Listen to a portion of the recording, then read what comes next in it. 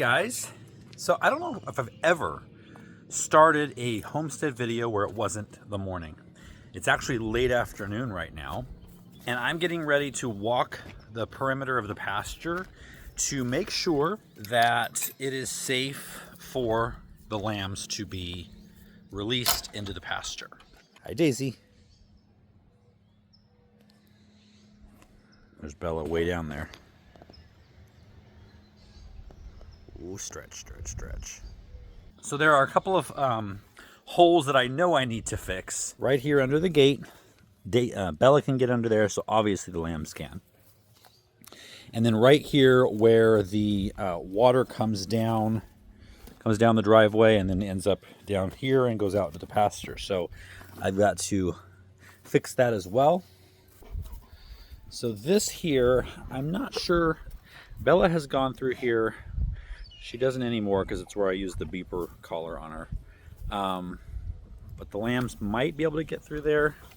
Okay, so other than right here in this area, the rest of the perimeter is totally fine. So we've got right here, right there. This will be the hardest and biggest part.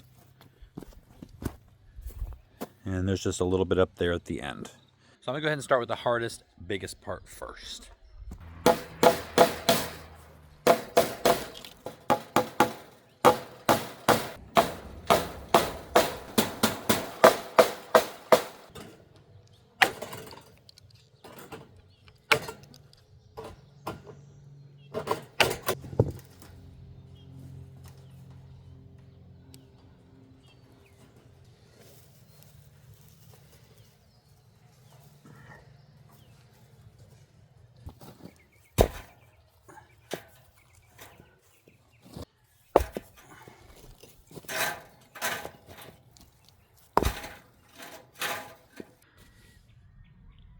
Daisy's checking out the work.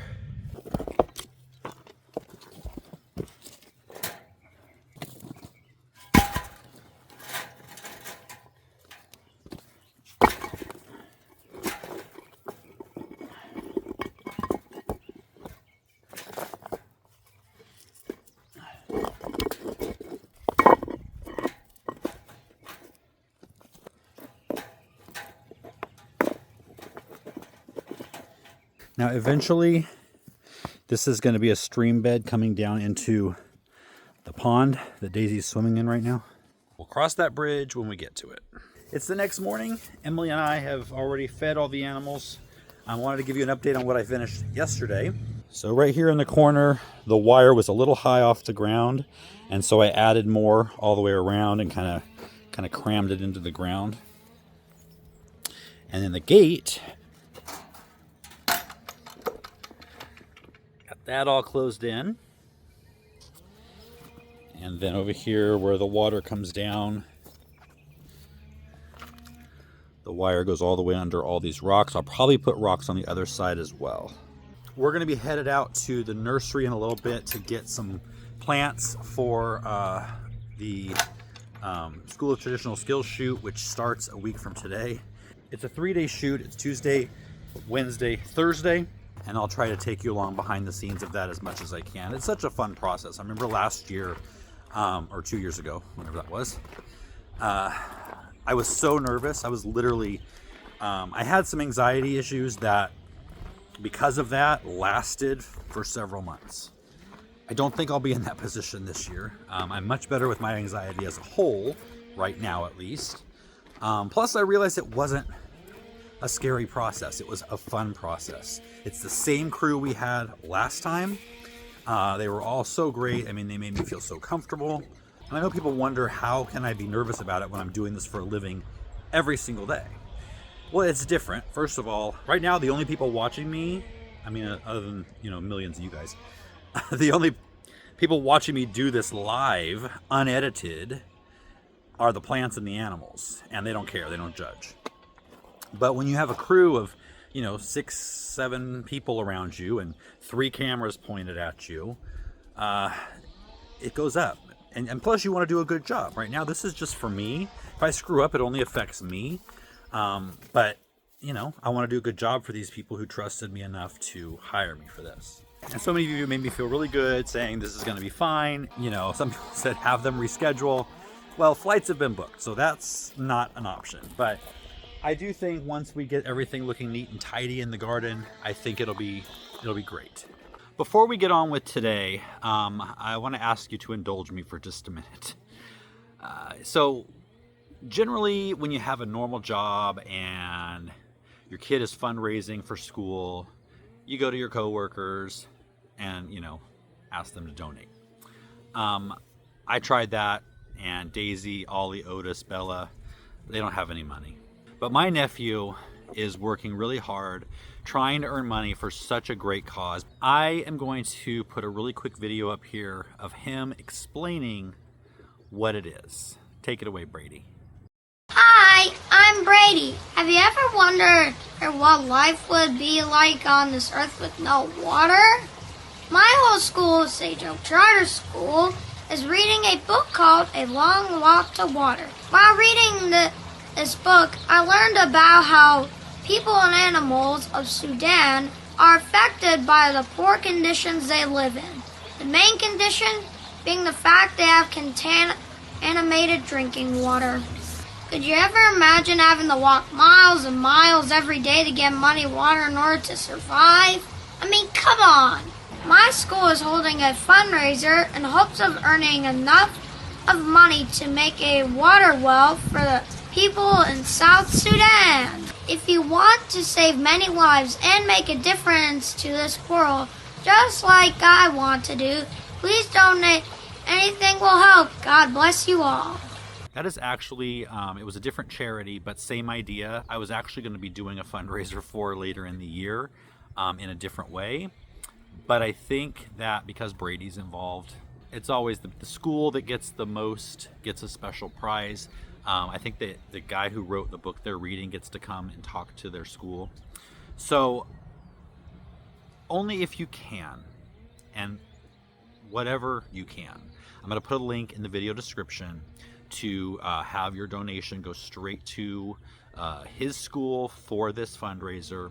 Emily and I already donated, but like I said, if you have the means and can do that, I'd appreciate it. He'd appreciate it, and I know lots of people in Sudan would appreciate it.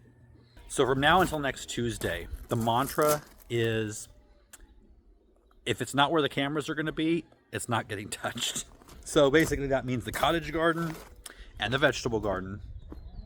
And so I'm going to go around right now and make a list of things that need to be done so I can check that off over the next 6-7 days.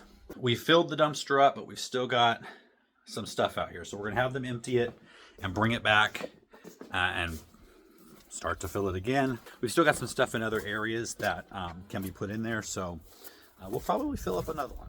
Also in this video, I'm going to finally be planting my tomato for the Tomato Challenge 2024. It has been too cold, but the tomatoes that I have out here are starting to grow now. So I was just hardening off those tomatoes for the challenge, and I'm going to get it planted. And it's a really good thing that we extended the deadline. And for those of you in the north, if you didn't catch that video, we extended the deadline out. I'll put the details down in the video description because I can't even remember it right now. We had it going through a certain period, and then a lot of you in the north said, our tomatoes aren't going to be ripe by then. Well, guess what? Mine probably won't be either. So good thing we extended it. So I'm going to head around to take an inventory of what needs to be done, get a list of plants that I need to get from the nursery, and then Emily and I are headed to the nursery to get those. See you in a bit. We got lots of choices yesterday at the nursery. Still got my seedlings coming along. The alyssum's starting to bloom. We got some zinnias, basil, another kind of basil. This is African blue basil. This is Thai basil, which needs to be pinched back. Cosmos, stevia, spearmint. We got 2 Rudbeckia goldstrums, like this. This is like blue basil, magic blue. Some more basil, some more zinnias. This is basil pesto perpetua. A echinacea and a chocolate mint, which smells so good and was so full I could not leave it on the shelf. So we're going to bring those over to the vegetable garden, and I'll plant them, and while I'm planting them, I'll let you know what I'm planting them next to and why.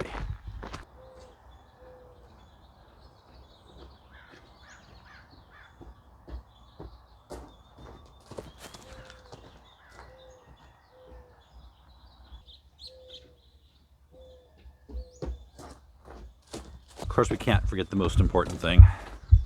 I don't know whoever wrote this book, but genius. So the first one we're going to work on is the pepper bed, and there's only a couple of peppers, 3 bell peppers here at the end. I've got all the seedlings that I grew from seed ready to plant. I mean, it's still overcast. It's still in the low 50s, upper 40s at night, but I'm just going to put them out anyway. This can't last that much longer. So the nasturtiums were here. They just sowed themselves voluntarily. As soon as the weather warms up, though, those are going to be gone. So just pretend those aren't there in terms of companion planting for peppers.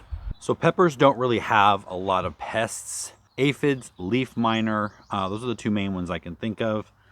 And so for those, especially for leaf miner, leaf miners are between the 2 outer layers of the leaf. So even if you were to spray a pesticide, it doesn't get inside that leaf, so it doesn't touch the leaf miner themselves. So to get to a leaf miner, we will employ the services of a beneficial insect, the parasitic wasp.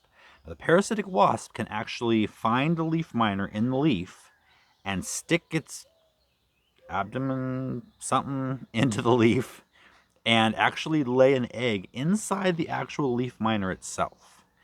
And that baby, as it hatches, will eat that leaf miner from the inside and kill it. So to attract parasitic wasps, you want flowers that produce a lot of pollen, like umbel flowers like dill or sweet alyssum, daisy flowers. So in here with the peppers, I'm going to put in some cosmos and some zinnias. So I've already got alyssum in here. I think I'm going to put maybe a few zinnias, but I'm going to put some longer lived plants like the echinacea and the rudbeckia.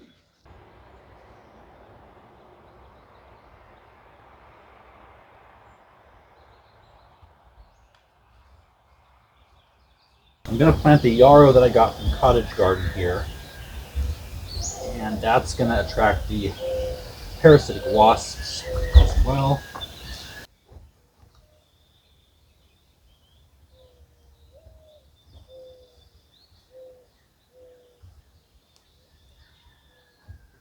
The alyssum, the yarrow, we've got some basil, the rudbeckia.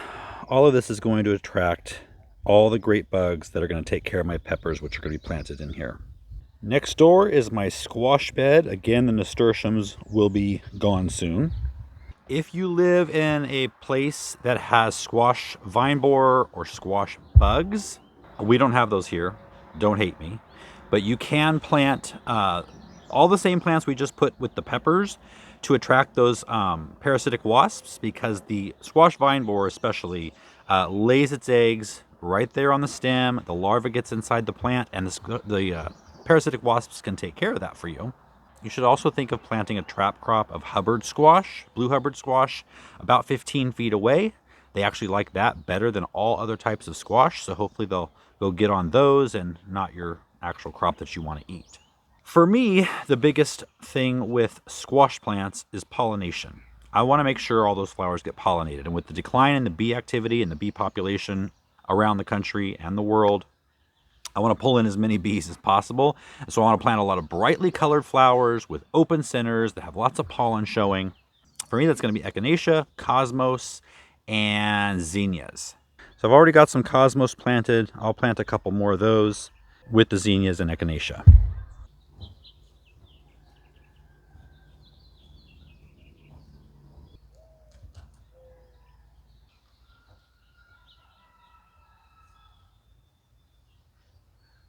Now these zinnias being this tall, typically I would actually pinch out the tip, the flower that's getting ready to bloom.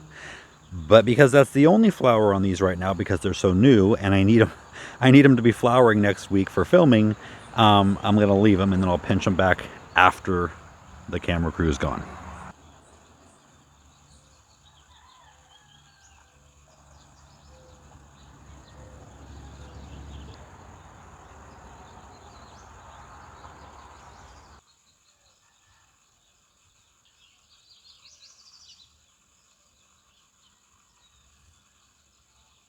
All right, so in this bed more than any, you can see the variety of plants that we've got growing in here.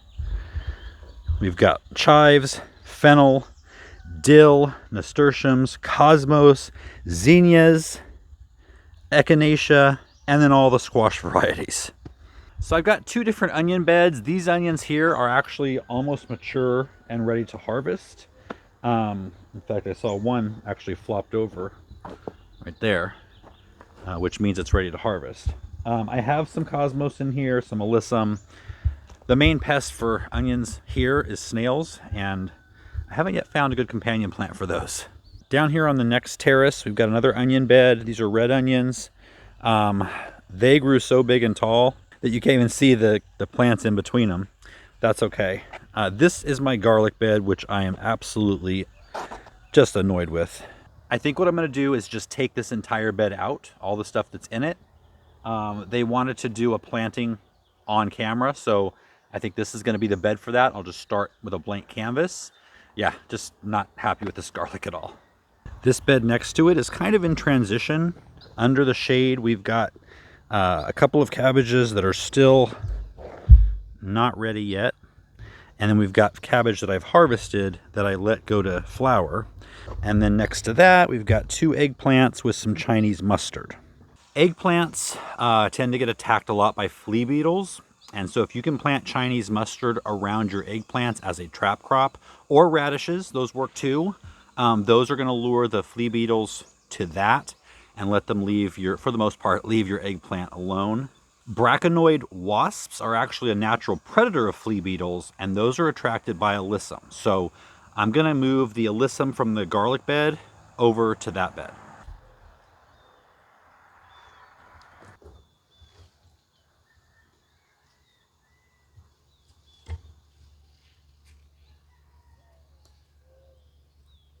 Now, alyssum does not transplant well once it's large like this. So I'm going to go ahead and water this in now. And actually, while I'm at it, I'll probably go and water everything that I've put in so far, and I'll be right back. Now, I'll probably get the question on the Hubbard squash. You said plant 10 to 15 feet away for a trap crop. And now you see me planting these trap crops literally next to the crops they're protecting. That's because flea beetles don't travel very far. They're not going to find it 10 to 15 feet away. You got to put it right where they are. The asparagus beds, I trimmed them up a little bit, but I'm going to leave them as they are. I had carrots growing in them that I planted last fall, and I've let them go to flower. These are more of those umbel flowers that are going to attract the lacewings, the parasitic wasps, ladybugs, hoverflies. So those are staying to not only help out the garden, but as an example for the video shoot. My two potato beds are doing great. As you can see, they're full. I've got dill and chamomile and yarrow and marigolds. And down under the netting, I've got some bush beans. And the reason for that, and you guys, I don't remember this stuff. I really don't. I have a horrible memory. So I'm using my book, and that's my biggest fear because I have to do a couple of live presentations for the School of Traditional Skills as well. One's June 5th, I think. I'll let you know about this. Those are free, I believe. They were last time. But the live ones scare me because they open it up for Q&As at the end. And so I'm going to have to make a cheat sheet because I cannot I wrote all this 3 years ago. And I use it, but I only use it once in the spring, once in the fall, and then I let it do its thing. I haven't been doing this for 50 years and remembering all this. Remember, when they asked me to write this book, I thought companion planting was a joke. So ironic. So anyway, for potatoes. Now, if you have Colorado potato beetle, we don't have those here. But if you do, that's what the dill is for. Lacewings and damsel bugs help control the beetle. And actually, the bush beans are there for a reason because of the Colorado potato beetle. And again, I don't have it, but I'm planting this as an example for those who do, because it confuses the potato beetle. It makes it feel like kind of like basil does with the hornworms for tomatoes. Marigolds, the same thing. The scent, the strong scent, confuses the potato beetle. And yarrow's there just as a perennial because I plant potatoes twice a year, and so that yarrow will stay there and serve the same purpose as the dill, which comes and goes. All right, the last thing we're going to plant is my favorite companion plant of all, and that is because it pairs so nicely with tomatoes both in the kitchen and in the garden, and that's basil. Basil, as I alluded to, has a very strong scent, and the moth that lays the eggs that become the tomato hornworm, they are attracted to the tomato plant by smell. They smell that tomato plant. And if you can put something strong around them, I use basil, it confuses them. And I've been doing this for, I don't know, 7 years or so, putting basil around my tomatoes. And not one time have I had tomato hornworm, except for last year when there was a spot, or 2 years ago, when there was a spot up there that I forgot to plant basil by the tomatoes, and those tomatoes had hornworm. So my tomato bed runs all the way along here, and so I'm going to put a row of basil all the way along the front here. And you want it on the sunny side of the tomatoes so that the tomatoes don't shade them, because basils really love sun and heat.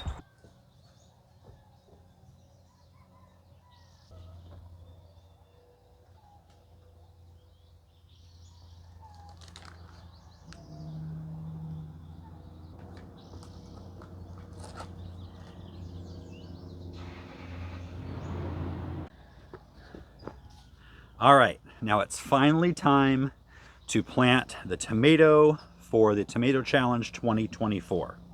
So I've got 2 here. I'm only allowed to plant 1 for the challenge.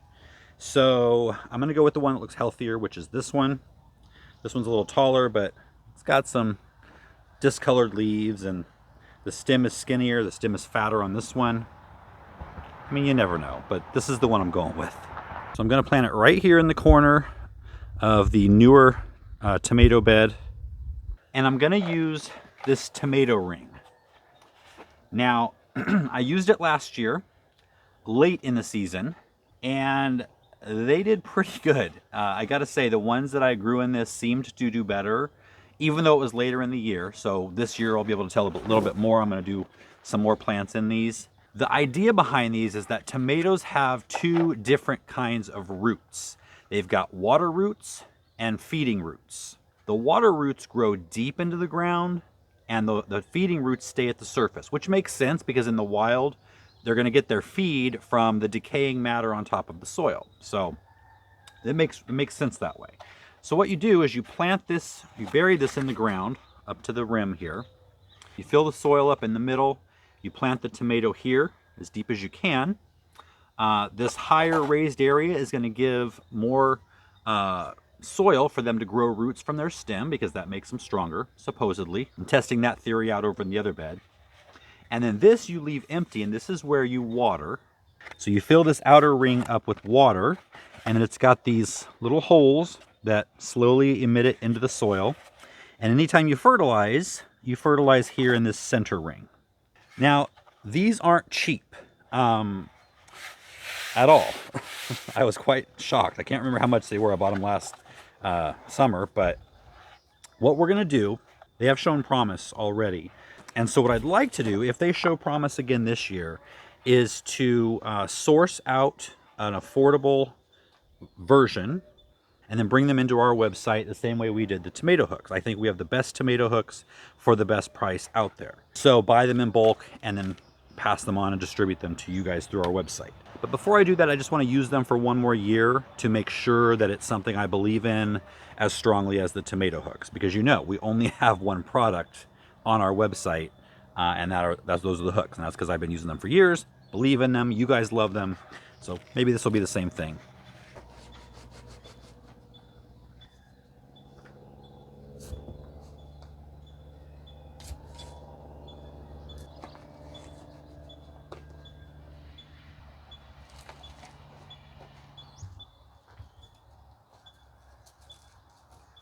So remember, the main competition is between me and Chad over at Down Home Backyard Gardening. I'll leave a link to his channel down below.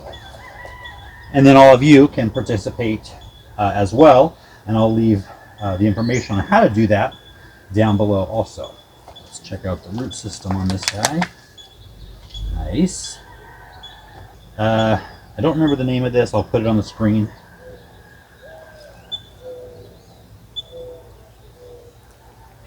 But it's supposed to grow huge tomatoes, so we'll see. I'm just going to bring the soil up on that stem as high as I can, just leaving a little bit of room to feed in here in the center ring. And I want to make sure I get all the soil out of the outer ring.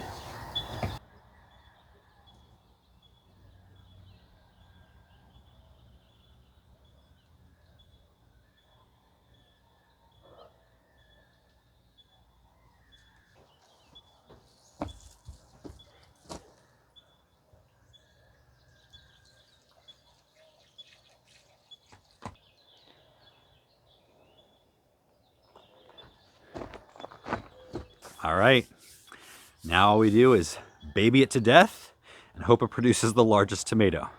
And it will. I'm coming for you, Chad. Well, that's it for this video, guys. On the next one, we're going to be finishing the work here, probably in the vegetable garden, mulching, just getting it nice and spick and span and ready. We're also going to be letting the lambs out in the pasture for the first time. So that should be fun. I'll see you then.